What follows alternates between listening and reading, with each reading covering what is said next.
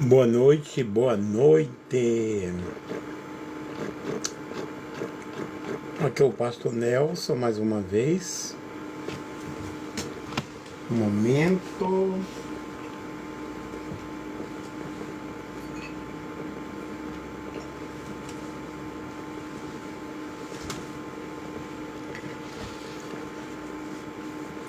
No próximo domingo nós iremos estudar na escola dominical na igreja em Jerusalém, a Assembleia em Jerusalém. E nessa lição,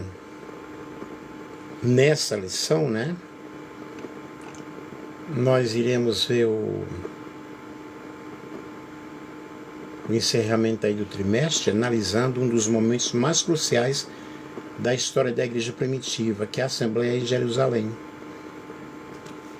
Diante de uma série de conflitos sobre se os gentios convertidos precisavam seguir a lei judaica para se salvarem.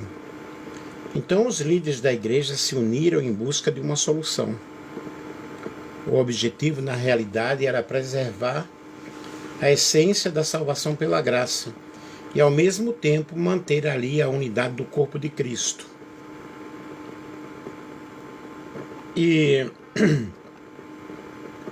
o texto da lição diz assim: pois pareceu bem ao Espírito Santo e a nós não impor a vocês nenhum peso maior que estes poucos requisitos. Abstenham de comer alimentos oferecidos a ídolos, de consumir o sangue ou a carne de animais estrangulados e de praticar a imoralidade sexual. Farão muito bem se evitarem essas coisas, que tudo lhes vá bem. Atos 15, 28, 29, NVT. E eu não vou seguir aqui a lição, mas eu vou falar um assunto da lição, que vai ser abordado na lição. E esse assunto é um assunto muito bom, que é justamente o legalismo judaizante. A lição vai enfatizar muito sobre o legalismo judaizante. Aí eu fiz uma pesquisa aqui, pois eu estou com a lição aqui, mas eu fiz uma pesquisa exclusivamente sobre esse assunto, que eu vou passar de forma expositiva para vocês, para aqueles que frequentam a escola dominical, e alunos e professores, né? E a lição diz: Lucas mostra que um grupo de judaizantes se sentiu incomodado com o relatório dos missionários, Atos capítulo 15, versículo 1. E esse grupo, composto por fariseus supostamente convertidos à fé, que haviam vindo de Jerusalém para Antioquia, se opôs ao ingresso de gentios na igreja sem que estes antes cumprissem as exigências da lei. Houve, portanto, um confronto entre esse grupo judaizante e o missionário Paulo e Barnabé. A questão tomou grandes proporções, correndo o risco até mesmo de dividir a igreja em Antioquia, o que exigia uma resposta rápida por parte da liderança. Contudo, por se tratar de um tema complexo e de amplo alcance, a igreja de Antioquia considerou adequado remeter a questão para Jerusalém, a igreja mãe, onde o assunto seria analisado e amplamente discutido pelos apóstolos e presbíteros, Atos capítulo 15, e o versículo 2. Então eu vou falar sobre o legalismo judaizante.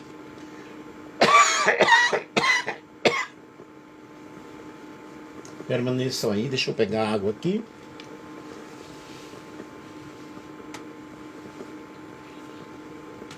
Eu vou abordar aqui sobre esse tema. O legalismo judaizante refere-se à prática de impor as observâncias da lei mosaica especialmente a circuncisão, aos cristãos gentios, como condição para a salvação. Isso gerou um grande conflito na igreja primitiva. O termo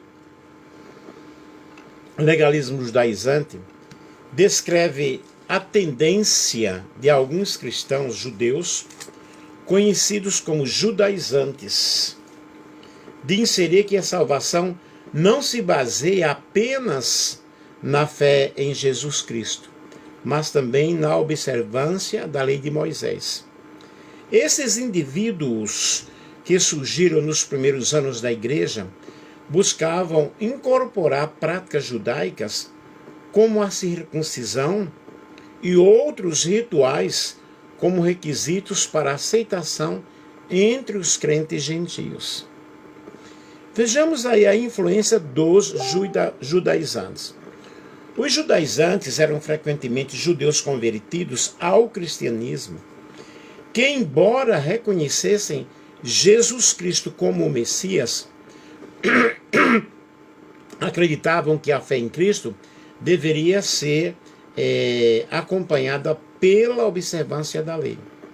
Essa postura gerou confusão nas comunidades cristãs, especialmente entre os gentios, e levou a um dos primeiros grandes conflitos teológicos da igreja, culminando no concílio em Jerusalém, que nós vemos isso registrado em Atos capítulo 15, onde se decidiu que a salvação é pela graça, sem a necessidade de seguir a lei mosaica. Vejamos a resposta apostólica. O apóstolo Paulo foi um dos principais opositores do legalismo judaizante. Em suas cartas, especialmente em Gálatas, ele argumenta que a salvação é exclusivamente pela graça, mediante a fé em Cristo Jesus, e não por obras da lei. Gálatas capítulo 2, versículo 16. Paulo ele advertiu os crentes contra a influência dos judaizantes, enfatizando que a imposição da lei como condição para a salvação distorcia a essência do evangelho. Eu pediria que vocês compartilhassem aí com outras pessoas. Vejamos aqui alguns aspectos do legalismo judaizante.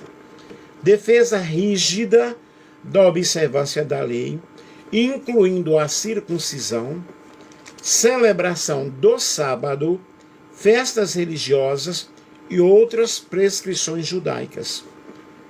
Tentativa de impor a circuncisão aos gentios convertidos no cristianismo.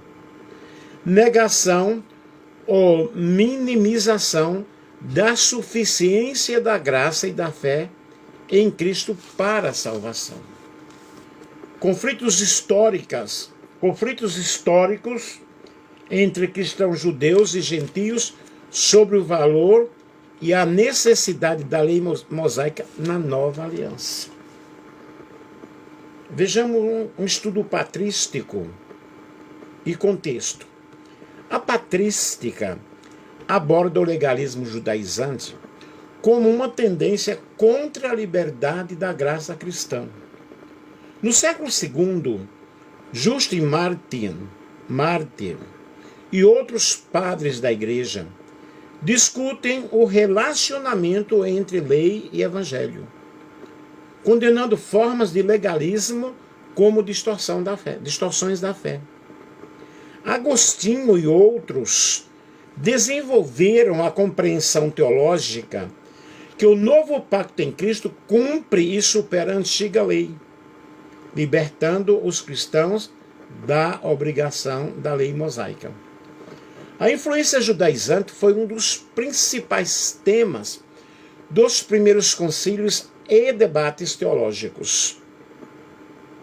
Aí nós temos aqui uma referência para um estudo mais aprofundado, artigo da UFRGS sobre a atitude papal frente aos judeus e o papel do legalismo no contexto religioso No contexto, desculpem, gente, no contexto político-religioso até o século XIII. Pesquisa sobre o método alegórico de Justino Mártir, que debate a interpretação da lei na transição do judaísmo para o cristianismo. Trabalhos acadêmicos e dissertações que examinam a tensão entre o judaísmo e o cristianismo primitivo, incluindo críticas ao legalismo judaizante e o desenvolvimento da doutrina da justificação pela fé. Esses documentos evidenciam que o legalismo judaizante foi um desafio para a definição da identidade cristã e a formulação da teologia da graça e da nova aliança em Cristo. Prestem bem atenção. O legalismo judaizante refere-se à existência na observância rigorosa da lei mosaica, circuncisão, rituais, observância do sábado, por parte de alguns grupos judaicos e judeus cristãos na igreja primitiva, elevando essas práticas à condição para a salvação ou aceitação no cristianismo. Tal atitude gerou conflitos teológicos e sociais, sendo criticado em várias epístolas do Novo Testamento e nas obras dos padres da Igreja. Quais autores patrísticos debateram o judaizante no século II? No século II, diversos autores patrísticos debateram intensa e criticamente o judaísmo dentro do cristianismo primitivo, especialmente os movimentos judaizantes que defendiam a observância da lei mosaica dentro da fé cristã. E os principais autores incluem Justino Mártir, do ano 100 a 165, escreveu a obra Diálogo com Trifão, um dos registros mais importantes do diálogo e confronto entre os cristãos e judeus judaizantes. Defendia a interpretação alegórica da lei, contrapondo-se à leitura literal e rigorosa do Torá pelos judaizantes. Rejeitava a necessidade da circuncisão e outras práticas judaicas para os cristãos gentios, defendendo a nova aliança em Cristo. Porque estavam na nova aliança. Como voltar para a velha aliança? Temos também Clemente Romano, C. 150 a 215, embora menos diretamente, criticava as práticas judaizantes em suas cartas, afirmando a superioridade da fé em Cristo e a liberdade da lei. Estabelecia a identidade cristã em contraste com o judaísmo observante que persistia no início do século II. Temos também Irineu de Lyon, 130 a 202. Contrapôs as heresias judaizantes, especialmente os ebionitas, que negavam a plena divindade de Cristo e insistiam na observância da lei. Reafirmavam que a verdadeira fé cristã era a que transcende da lei e se fundamenta na pessoa de Jesus Cristo como Messias divino. Temos outros documentos aqui. O Didaché, que é a doutrina dos 12 apóstolos, texto do final do século I, o início do século II, um dos primeiros escritos que refletem as tensões, como práticas judaizantes na igreja primitiva. Tertuliano, no final do século II, embora ligeiramente posterior, também combateu o judaísmo judaizante, particularmente em suas obras apologéticas e contra heresias.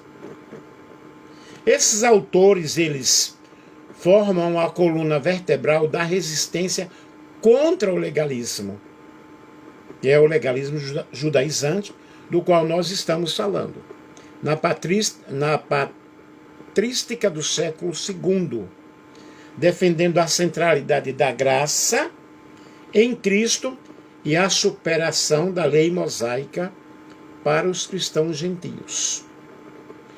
Que argumentos teológicos esses autores usaram contra os judaizantes? Os autores patrísticos do século II, eles usaram diversos argumentos teológicos para se opor aos judaizantes, que insistiam na observância escrita da lei mosaica como necessária para a salvação no cristianismo nascente. Entre esses argumentos destacam-se centralidade da graça e da fé em Cristo. Paulo e os padres enfatizavam que a salvação é pela graça de Deus, mediante a fé em Cristo Jesus, e não por obras da lei, que é a circuncisão, observância do sábado e leis cerimoniais.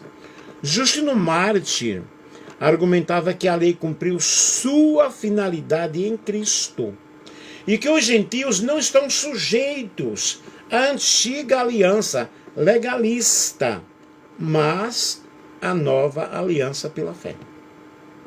Estão me compreendendo? Aí nós temos aí a centralidade da graça e da fé em Cristo e a superioridade da nova aliança. Os padres viam o judaísmo como a antiga aliança, que foi superada pela nova aliança, inaugurada por Jesus. Jesus, ele trouxe uma nova roupagem para tudo isso. O judaísmo legalista e o jugo da lei foram entendidos como transitórios, cumpridos plenamente por Cristo, libertando o crente da exigência de cumprir a lei para justificar-se. É necessário que nós estudemos o livro de Gálatas, Romanos, Hebreus, que vamos compreender muito bem essa minha fala. Interpretação alegórica da lei. Justino e outros utilizavam a hermenêutica alegórica para reinterpretar as escrituras judaicas, mostrando que a lei tinha um sentido espiritual e que foi cumprida em Cristo, através de Jesus, com a nova aliança. Essa hermenêutica também servia para desmistificar as práticas judaizantes e mostrar a unidade entre o Antigo e o Novo Testamento na pessoa de Jesus. Vemos também a identidade cristã distinta do judaísmo. Orígenes, na sua obra Contra Celso, definiu claramente o cristianismo como uma religião distinta do judaísmo. Exaltava o Messias Jesus e a ressurreição como elementos centrais do cristianismo, que diferenciavam dos judeus judaizantes. Enfatizava que não servia a dois senhores, lei e graça. Era a condição para a verdadeira fé em Cristo Jesus. E críticas ao rigorismo e escravidão à lei. A imposição da lei, queridos, era vista como um jugo pesado para o cristianismo. A imposição da lei era vista como um jugo pesado que o cristianismo veio aliviar através de Jesus. O legalismo judaizante era acusado de esclerosar a liberdade cristã, conquistada em Cristo, e de negar o poder do Espírito Santo para conduzir o crente. Vejam que esse assunto é um assunto muito profundo e peculiar, para que nós possamos entender que a salvação é exclusivamente pela graça de Deus, e não pela observância de rituais, pela observância de regras ou guarda de dias. Vejamos a crítica ao rigorismo e à escravidão à lei. A imposição da lei era vista como um jugo pesado, que justamente o cristianismo veio aliviar, amenizar aí essa situação. E a salvação é uma salvação universal. A insistência judaizante em condições específicas, que é a circuncisão e costumes locais, era incompatível com a visão cristã da extensão da salvação, que abrange a todas as pessoas, a todas as etnias, a todas as camadas sociais, a todos os povos. Sendo assim, foi defendida a inclusão dos gentios sem obrigá-los a seguir a lei judaica em suas prescrições. Prestem bem atenção. Esses argumentos firmavam a cristandade nascente na fé em Cristo como única base para a salvação, superando a antiga lei como meio e condição para a redenção. E aqui nós vamos ver quais são os aspectos do legalismo judaizante. Defesa da obrigação judaica para todos os cristãos, inclusive os gentios.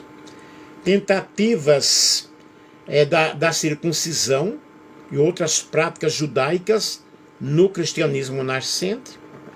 Resistência à doutrina da justificação pela fé, destacada por Paulo.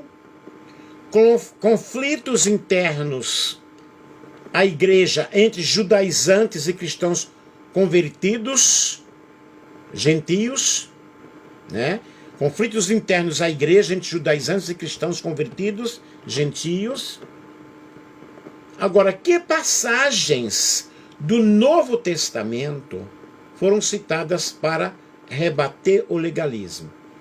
As passagens do Novo Testamento, citadas frequentemente para rebater o legalismo, especialmente o judaizante, incluem Gálatas, capítulo 2 e versículo 16.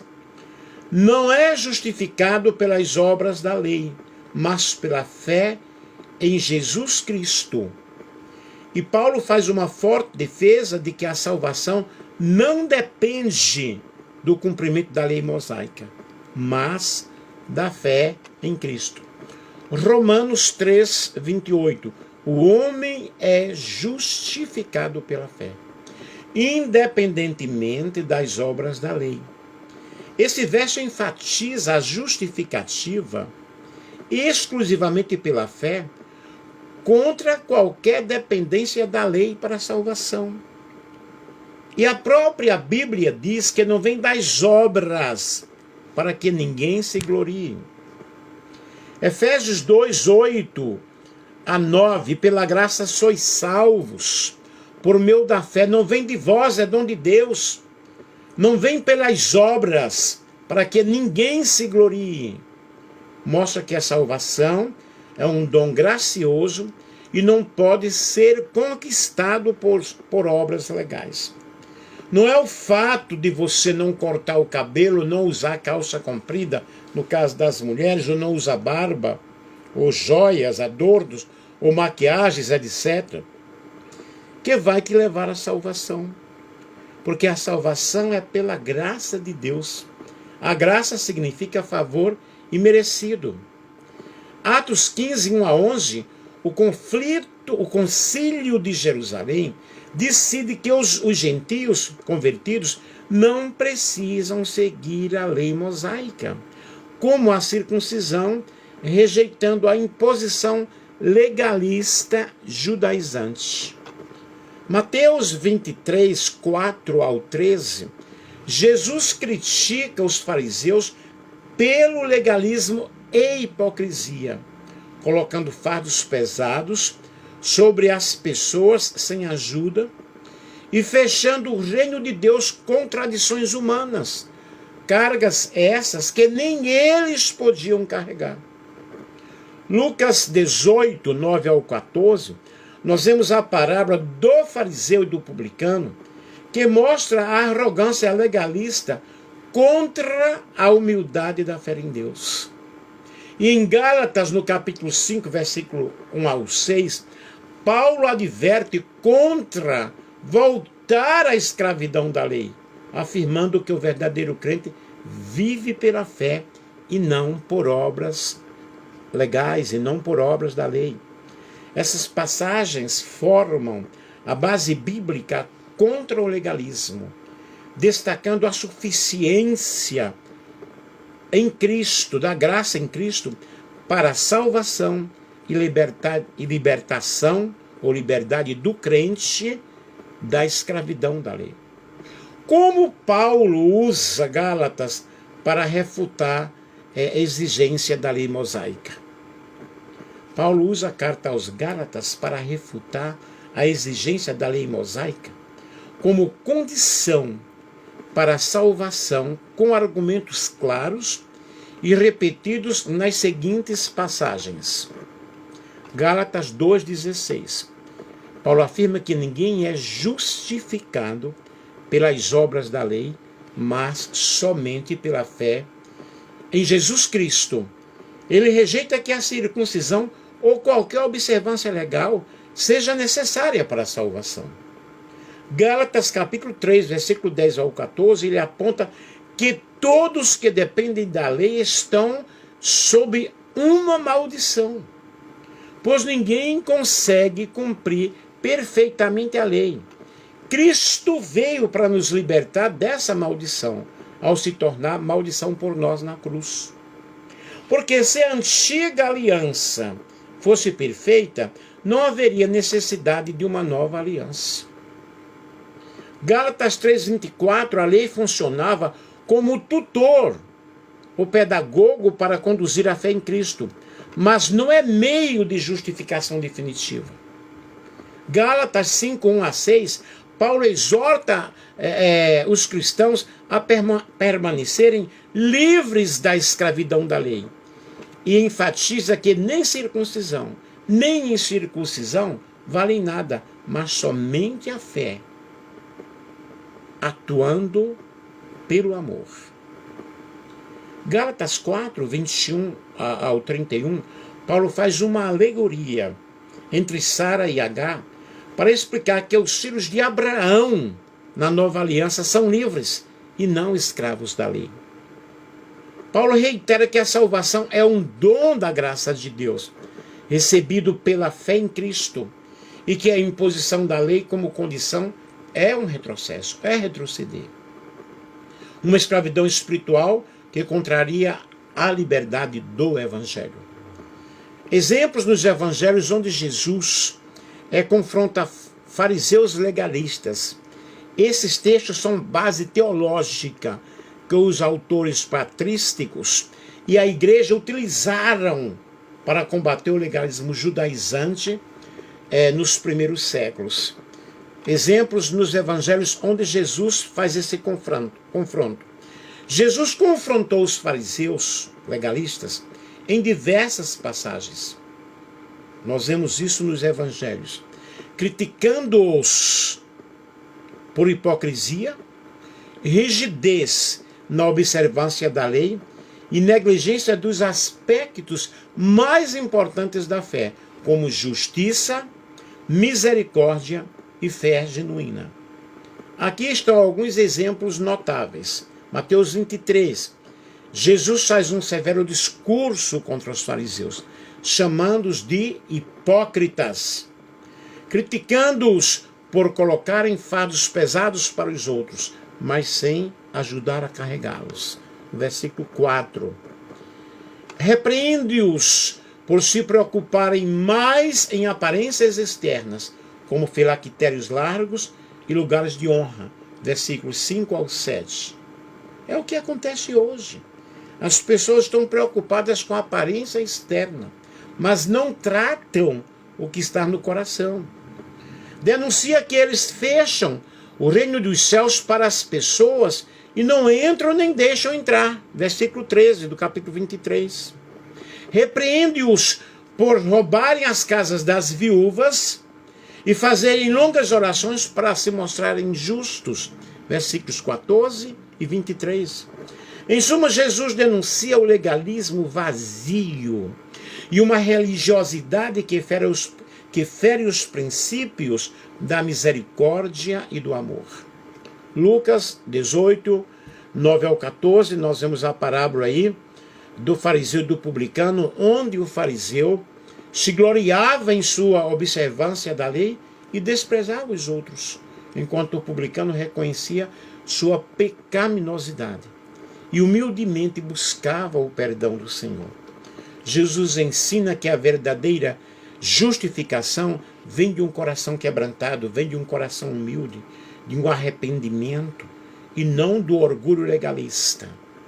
Em Lucas capítulo 11, versículo 37 ao 54, Jesus critica os fariseus que se preocupavam com a limpeza externa, mas têm corações cheios de ganância e de maldade. Condena a busca por interesses e posses, assim como a hipocrisia e tradição humana que invalidam a palavra de Deus. Marcos 7, 1 ao 23, Jesus denuncia os fariseus que, por seguirem tradições humanas que anulam os mandamentos de Deus com a lavagem ritual das mãos. Enfatiza que o que contamina o homem não é o que entra, mas é o que sai do coração, destacando o valor interior sobre o legalismo externo. E Jesus veio tratar com o interior do nosso coração. E nós temos outras referências. Em Mateus 5,20, Jesus diz que a justiça dos seus seguidores deve exceder a dos fariseus e mestres da lei para entrar no reino dos céus, ressaltando que seguir a letra não é o suficiente. Em várias ocasiões, Jesus cura e realiza milagres no sábado, para mostrar que o amor e a necessidade humana têm prioridade sobre as regras rígidas. Esses textos demonstram que o enfrentamento direto de Jesus contra o legalismo religioso e a hipocrisia, destacando a importância do coração sincero, da justiça, da misericórdia, da fé verdadeira, acima das meras formalidades. Vejamos aqui um comentário geral sobre Mateus 23. Mateus 23 é um capítulo onde Jesus pronuncia essas duras repreensões aos fariseus e aos escribas, denunciando, detonando a hipocrisia e o legalismo excessivo deles. Jesus os chama de hipócritas, de sepulcros caiados, acusando-os de se preocuparem com o formalismo externo, as regras, e eles não usam a misericórdia, não usam realmente a fidelidade, que são os fundamentos da lei divina. Ele destaca que eles impõem fardos ao povo, mas não ajudam a carregá-los, revelando uma religiosidade egocêntrica e opressora. Vejamos aqui alguns aspectos específicos sobre isso. Os fariseus se assentavam na cadeira de Moisés, posição de autoridade na lei. E Jesus manda que se obedeça o que eles ensinam, mas sem seguir o exemplo deles, pois eram narcisistas e corruptos no coração. Mateus capítulo 23, 1 ao 3. A ostentação das práticas religiosas, os filactérios largos, as roupas vistosas, é denunciada como vaidade, que não se traduz em verdadeiro amor a Deus e ao próximo. Versos 5 ao 7. Jesus relembra que a religião verdadeira exige justiça social, cuidado com os pobres, sinceridade espiritual, não a busca por privilégios ou aparências religiosas. E nós vemos no capítulo vários ais. Ele nos faz um chamado à humildade genuína, que está implícito no contraste que o mestre faz contra esses líderes. Com esses líderes que se exalta, quem se exalta será humilhado, e quem se humilha será exaltado. Mateus capítulo 23, versículo 12. Vejamos aqui alguns comentários teológicos contemporâneos. R.C. Sproul comenta que Mateus 23 cumpre o papel dos oráculos de juízo vibrantes usados pelos profetas do Antigo Testamento para alertar Israel. O texto serve como advertência atemporal contra o formalismo religioso que substitui a verdadeira fé. William Hendrickson observa que os fariseus começaram como um movimento legítimo do zelo pela lei, mas degeneraram um legalismo vazio e um orgulho espiritual. A severidade das palavras de Jesus destaca a incompatibilidade entre religiosidade superficial e o reino de Deus, sendo um chamado à autêntica transformação interior e à prática da justiça. Vejamos aqui outros contextos. Jesus realiza milagres no sábado para confirmar que a lei é para o benefício do homem e não para oprimir com regras rígidas. Marcos capítulo 3, versículo 1 ao 6, Lucas capítulo 13, versículo 10 ao 17. Parábolas como a do fariseu e do publicano em Lucas 18, 9 ao 14, reforçam que a verdadeira justiça vem da humildade de um coração arrependido, não da rigidez legalista. Esses comentários, na realidade, enfatizam que o confronto de Jesus com os fariseus é uma crítica profunda ao legalismo que aliena as pessoas do verdadeiro propósito da fé, que é o amor, a justiça, a misericórdia e um coração transformado. E Jesus defende uma religiosidade sincera e vivida além das aparências externas. É o que as pessoas seguem hoje. Não pode usar bigode, não pode usar barba, não pode usar brinco, não pode pintar o cabelo, não pode se maquiar, não pode fazer as unhas, etc, etc, etc. São regras, são rigidez tão fortes, mas não se preocupam com outras coisas. Então, queridos, nós temos aqui estudo histórico e patrístico. Padres como Justino Mártir, Tertuliano, Irineu combateram o legalismo, defendendo essa superioridade da nova aliança.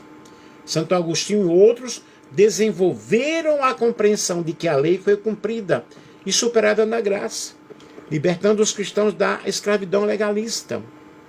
O fenômeno teve impacto na legislação eclesiástica e estatal ao longo da Idade Média, influenciando a relação entre cristãos e judeus. Justino Mártir utilizou o método alegórico para uma reinterpretação dos textos judaicos, combatendo aí as leituras legalistas. Estudos acadêmicos, na realidade, ressaltam o papel do legalismo judaizante e na espiritualidade e identidade cristã primitiva, sendo o tema central dos concílios e desenvolvimentos teológicos.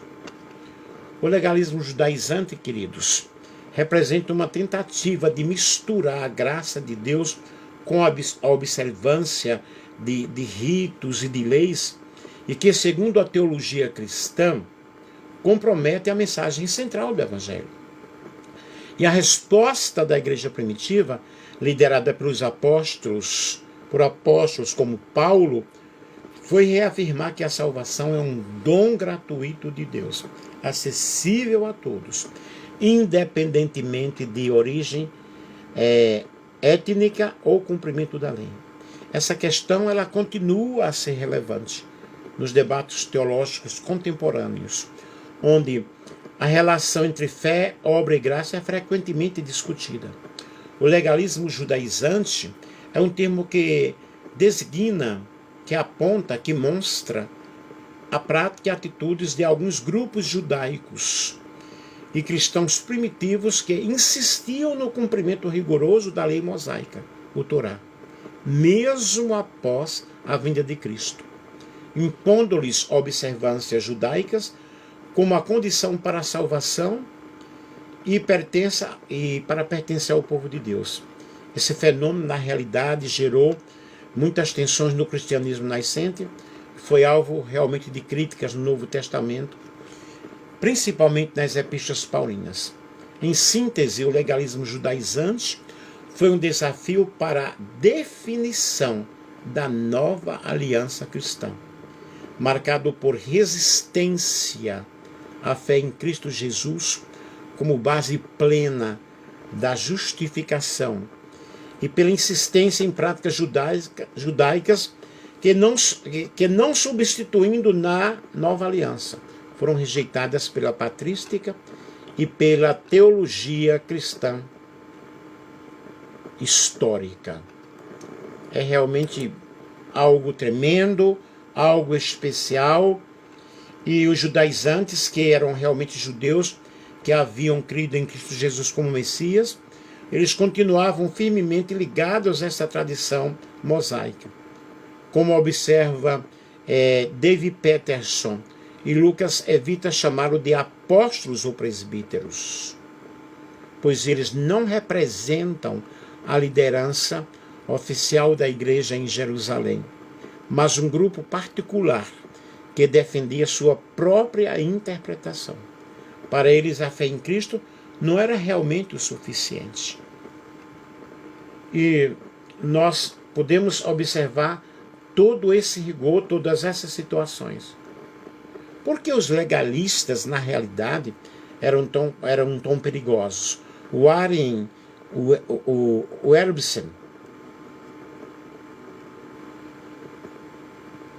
Wiersbe, responde que eles tentavam misturar a lei e colocar a graça, a lei e graça, e colocar vinho novo em odres velhos e frágeis.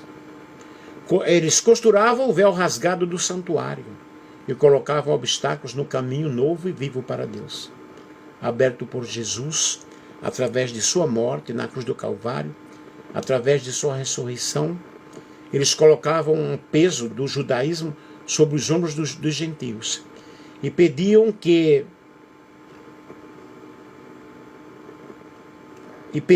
a igreja saísse da luz e fosse para as sombras. Argumentavam, antes de se tornar um cristão, o gentil precisa tornar-se um judeu. Não basta simplesmente crer em Jesus. Também é preciso observar a lei de Moisés. E o lema desses mestres judaizantes era Jesus e circuncisão. Então, queridos, o que é que nós aprendemos com tudo isso? Que nós temos também na época atual muitos hipócritas, muitos fariseus, muitas pessoas que estão aí colocando fardos pesados na vida das pessoas, e muitas pessoas elas até nem permanecem, porque o peso é muito grande. Mas eu quero dizer uma coisa para você nesta noite. Esta palavra aí que eu dei, este estudo aí, para quem é professor da escola dominical, vai ajudar muito na lição, que eu estou aqui diante da lição, né? Mas eu preparei um estudo à parte, o legalismo judaizante, para que vocês pudessem entender, pudessem compreender que a salvação é pela graça de Deus. Eu devo sim praticar boas obras, devo observar o que o Senhor nos diz, mas acima de tudo com muito amor. O fundamento do Evangelho é o amor. E a lei resume-se em 2 mandamentos. Eu preguei esses dias sobre isso. Amar a Deus sobre todas as coisas e ao próximo, como nós amamos a nós mesmos. E tudo deve ser realizado através do amor. E aí nós vemos aí a decisão da Assembleia de Jerusalém, e a lição diz: é digno de nota o papel atribuído ao Espírito Santo na tomada de decisão da igreja, para seu bem ao Espírito Santo e a nós. O Espírito Santo não era apenas visto como uma doutrina da igreja, mas como uma pessoa, como participação ativa da vida da igreja. Aí a conferência de Jerusalém foi dirigida pelo Espírito Santo. Jesus prometera que o Espírito Santo guiaria os fiéis em toda a verdade. E as decisões da igreja não devem ser tomadas por homens apenas, mas deve realmente ser dirigida, a decisão pelo Espírito Santo. E a igreja que segue a Cristo, ela obedece à palavra de Deus. A Bíblia do pregador pentecostal diz que a orientação do Espírito Santo era constante. Será que estamos reconhecendo a direção do Espírito Santo nas nossas reuniões hoje? Será que nós estamos primando pela direção do Espírito Santo?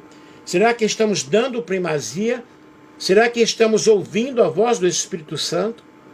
Será que estamos amando as pessoas? Ou estamos colocando peso, cargas pesadas nessas pessoas? Queridos, o texto de Atos 15, 28 não nos diz como era feita a orientação do Espírito Santo na primeira igreja. Contudo, a observação feita por Lucas diz que Judas e Silas eram profetas. Atos 15, 32. E que eles fizeram parte da comissão que levou a carta para a decisão da tomada em Jerusalém. Indica que o Espírito Santo se manifestava na igreja por meio dos dons. É o que nós precisamos. E deixar de legalismo, deixar desse legalismo tremendo e colocar a carga na vida das pessoas que nem o líder cumpre e pode cumprir. Mas nós precisamos então do Espírito Santo em nossas vidas. Que nesta noite você possa ter compreendido que essa assembleia que houve em Jerusalém representa um momento decisivo na história do cristianismo.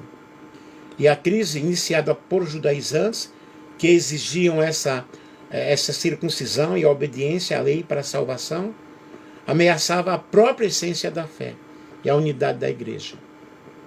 E a decisão ali foi tomada não apenas resolveu um conflito, mas lançou as bases para uma fé universal, salvação para todas as pessoas, e enfatizando que a salvação é um dom gratuito de Deus, através da fé, a graça mediante a fé em Cristo Jesus.